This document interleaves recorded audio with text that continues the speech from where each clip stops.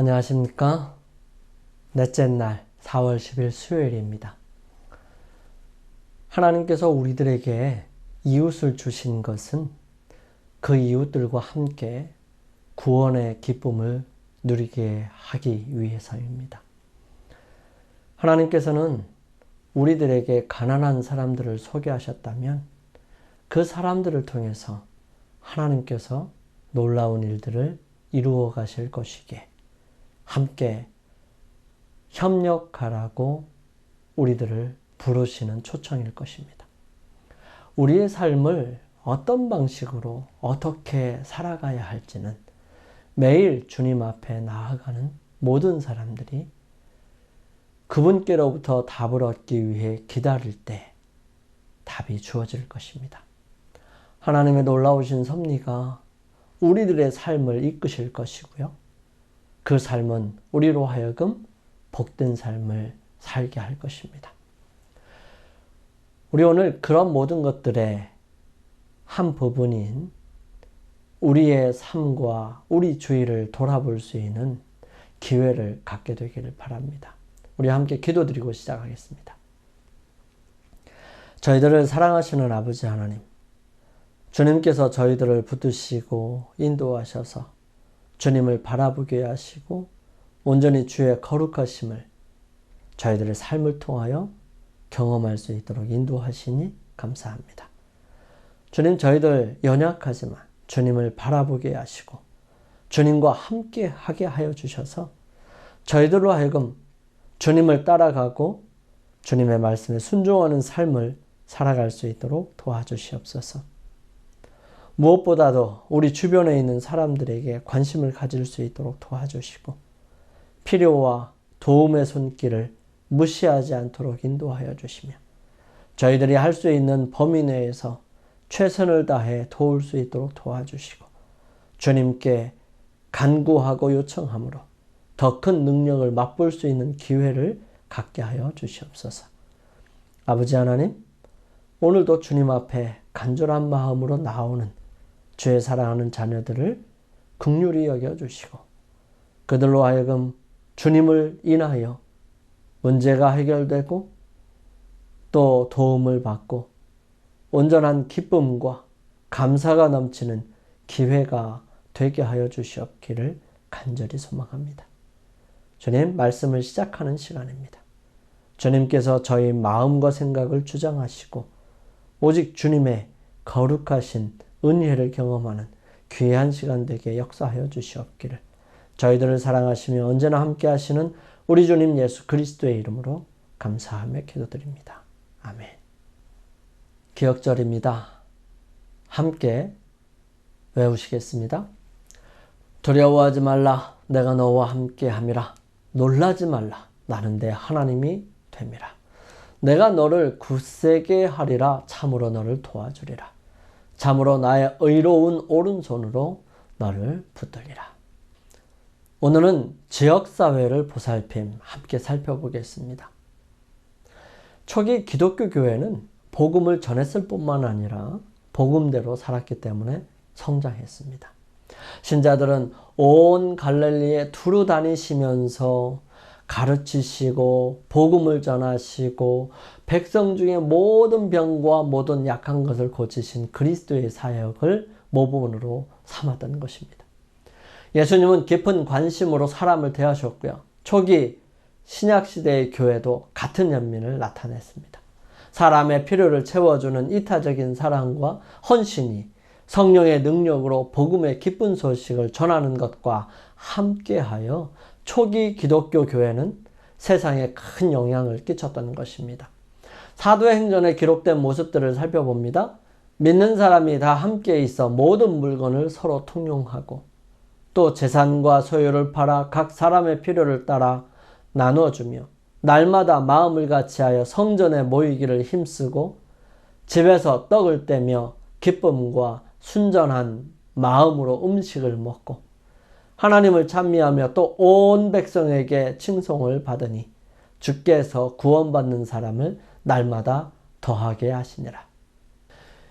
예루살렘에서의 제자들과 성령의 역사로 말미암아 온 지역이 다 그리스도의 사랑을 경험하게 되었습니다. 특히 예루살렘에서 유대로 사마리아로 그리고 헬라인이 살고 있는 안디옥에 이르러 그리스도의 중심의 삶을 사는 사람들이 많아졌습니다.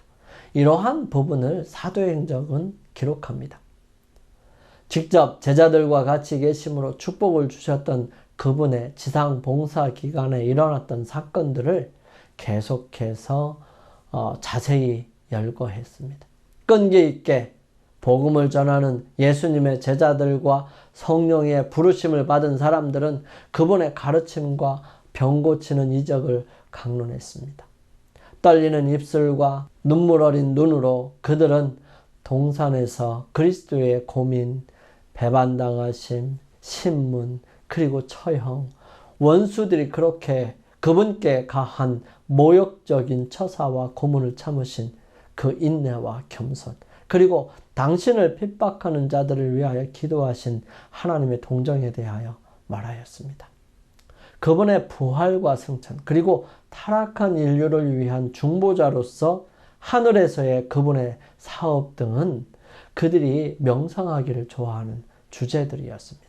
그들이 그리스도를 전파하고 그분을 통하여 하나님께 기도를 올려서 이방인들이 그들을 그리스도인이라고 부르는 것은 아주 당연한 것이었습니다. 그들에게 그리스도인이란 이름을 주신 분은 하나님이셨지요. 이것은 자신들을 그리스도께 연합하는 모든 사람들에게 주어진 고귀한 이름입니다. 후에 야고보가 부자는 너희를 압제하며 법정으로 끌고 가지 아니하느냐? 저희는 너희에게 대하여 일컫는 바 그 아름다운 이름을 회방하지 아니하느냐? 라고 기록한 것은 바로 이 이름이었습니다. 또한 베드로도 이렇게 선언했습니다. 만일 그리스도인으로 고난을 받은 즉 부끄러워 말고 도리어 그 이름으로 하나님께 영광을 돌리라. 그리스도의 이름으로 욕을 받으면 복 있는 자로다. 영광의 영, 곧 하나님의 영이 너희 위에 계심이라. 안디옥에 있는 신자들에게 하나님께서 그들의 생애를 통해 즐겨 자기의 기쁘신 뜻을 위하여 소원을 두고 일하기 원하심을 깨달았던 것입니다. 영원한 가치를 지닌 사물에 관해 거의 관심이 없는 듯이 보이는 사람들 가운데서 살면서 그들은 마음이 정직한 사람들의 주목을 끌어 저희가 사랑하고 섬기는 분에 대해 적극적인 증거를 하고자 노력했던 것입니다. 그들은 겸손히 봉사하면서 생명의 말씀을 효과 있게 만드는 성령의 능력을 의지하는 법을 배웠던 것입니다. 그리하여 그들은 다양한 계층 사람들에게 날마다 그리스도를 믿는 그들의 신앙을 증거할 수 있게 되었습니다. 안디옥에 있던 그리스도의 제자들의 모본은 오늘날 대도시에 살고 있는 모든 신자들에게 그리고 몇몇 도시에 살고 있는 많은 사람들에게 하나의 자극이 되어야 합니다. 택하심을 입은 헌신하고 재능 있는 여러 복음을 전하는 사람들이 인구가 많은 중요한 중심지에 주재하면서 공적인 봉사를 하는 것이 하나님의 명하신 바인 동시에 이런 도시에 살고 있는 교인들이 영혼 구원 사업에 그들의 천부적인 재능을 사용하는 것 역시 하나님의 목적하신 바인 것입니다. 하나님의 부르심에 온전히 굴복하는 사람들을 위해 풍성한 축복이 준비되어 있습니다. 이러한 사람들이 영혼들을 예수님께로 인도하고자 노력할 때 그들은 다른 방법으로는 결코 접촉할 수 없었던 많은 사람들이 그 현명한 개인적인 봉사로 마음을 열고자 준비하고 있음을 발견하게 될 것입니다. 오늘날 세상에서 하나님의 사업에는 성경의 진리에 살아있는 대표자들이 필요합니다. 대도시들을 경고하는 일은 특별히 부르심을 받은 사람으로는 부족합니다. 하나님께서는 경고받지 않는 도시들의 필요를 채우는 일에 목사뿐만 아니라 의사나 간호사, 문서 전도자들, 성경교사, 그리고 하나님의 말씀의 지식을 가지고 그분의 은혜의 능력을 알고 있는 다양한 재능의 헌신적인 평신도들을 부르고 계시는 것입니다. 시간은 신속히 지나가고 있고요. 해야 할 일은 정말 많이 있습니다. 예수님께서 오실 시간이 다가왔어요. 우리 어떻게 살아가야 할까요? 현재의 기회들을 현명하게 이용할 수 있도록 모든 기관이 활용하지 않으면 안 됩니다. 베드로가 이르되 은과 금은 내게 없거니와 내게 있는 것을 내게 주노니 나사렛 예수의 이름으로 일어나 걸으라 하고 오른손을 잡아 일으키니 발과 발목에 곧 힘을 얻고 뛰어 서서 걸으며 그들과 함께 성전으로 들어가면서 걷기도 하고 뛰기도 하며 하나님을 찬송하니 모든 백성이 그 걷는 것과 하나님을 찬송함을 보고 성령 강림 얼마 후 그리고 열렬한 기도의 기간을 보낸 직후에 예배 드리러 성전으로 올라가던 베드로와 요한은 미문에서 나면서부터 고통과 질환을 가지고 살아온 이 40세의 한 안전뱅이를 보게 됩니다. 이 불행한 사람은 고침을 받고자 오랫동안 예수님을 만나기를 소원했었습니다. 그러나 그는 거의 가망이 없었고요. 또 위대하신 의원이 활동하시는 곳에서 멀리 떨어져 있었습니다.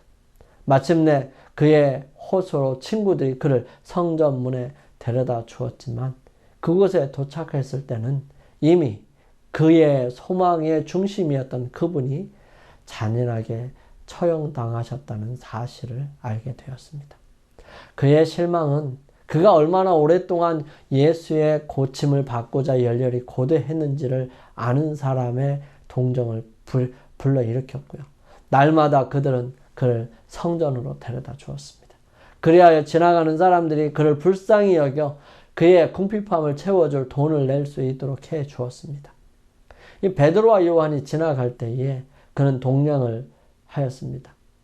제자들은 그를 불쌍히 여겼죠. 그래서 베드로는 그에게 우리를 보라 하니 그가 저희에게 무엇을 얻을까 하여 바라보거늘 베드로가 가로되 은과 금은 내게 없다고 하였습니다.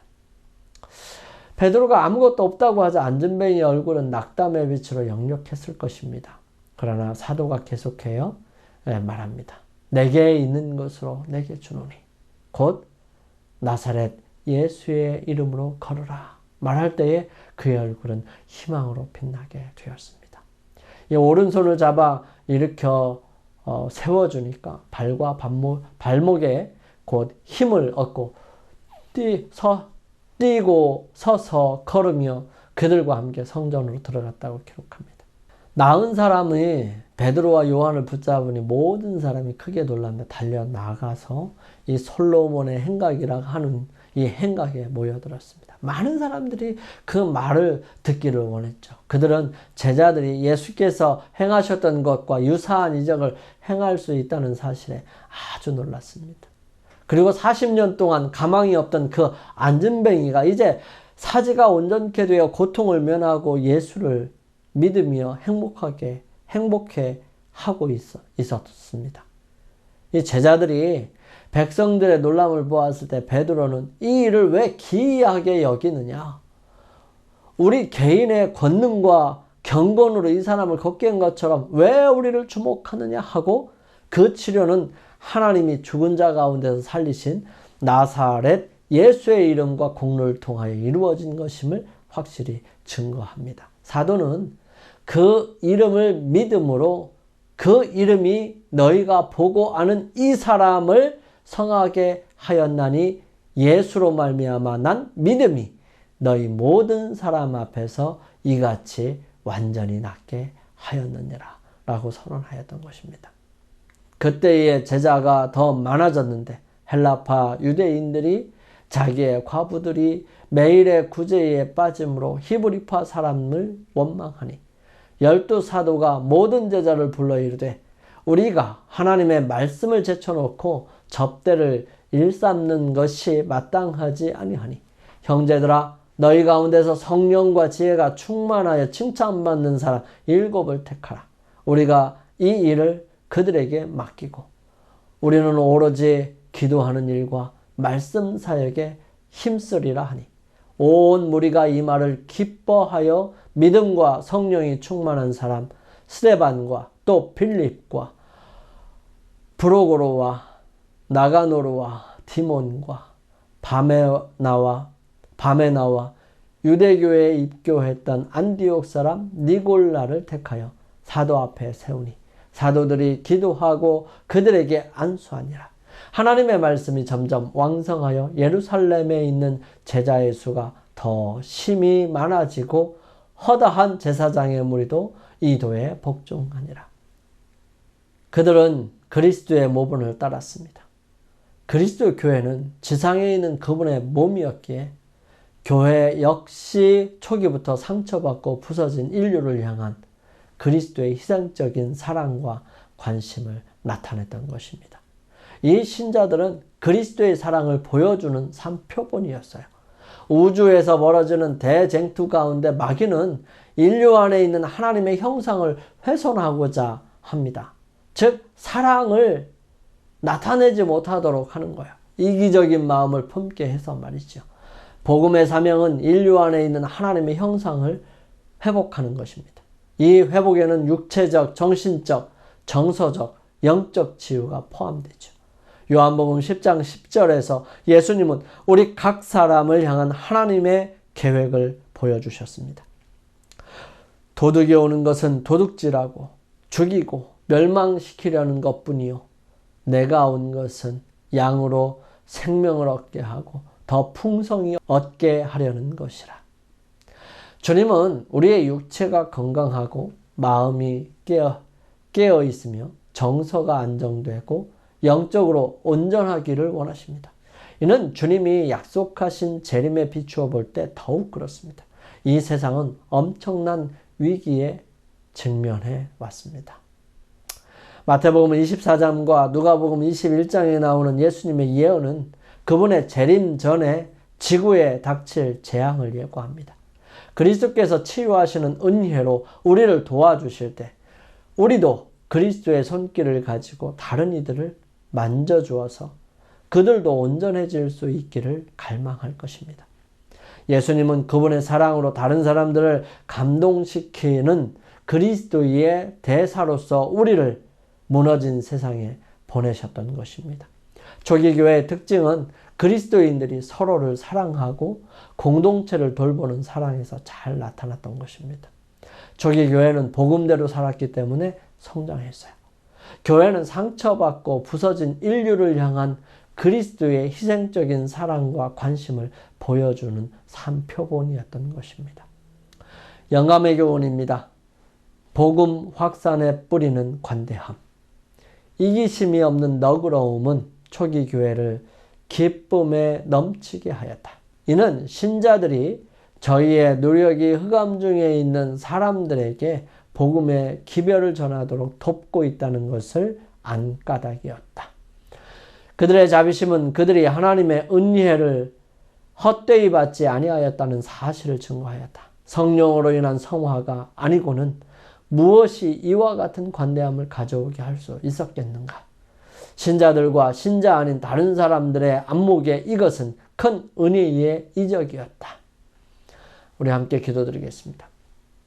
저희 마음을 깨끗하게 하시고 주께서 돌보시는 것처럼 세상의 사람들을 사랑하고 아낌없이 나누며 그 속에 하나님 형상을 회복할 수 있도록 도와주시옵소서. 저희들의 연약함을 도우시고 저희들이 나아갈 때 용기 있게 나아가게 하여 주시며 말할 때마다 성령께서 할 말을 허락하여 주시고 손을 댈 때마다 치유의 권능이 나갈 수 있도록 도와주셔서 오직 주님의 거룩하신 은혜를 맛보고 체험하며 베풀 수 있는 저희 모두가 되게 인도하여 주옵시기를 예수님의 이름으로 감사하며 기도드립니다. 아멘. 오늘 하루를 주님 안에서 승리하시기 위하여 주님 앞에 개인적으로 나아가는 시간을 갖겠습니다. 저는 내일 이 시간 다시 찾아뵙겠습니다. 감사합니다.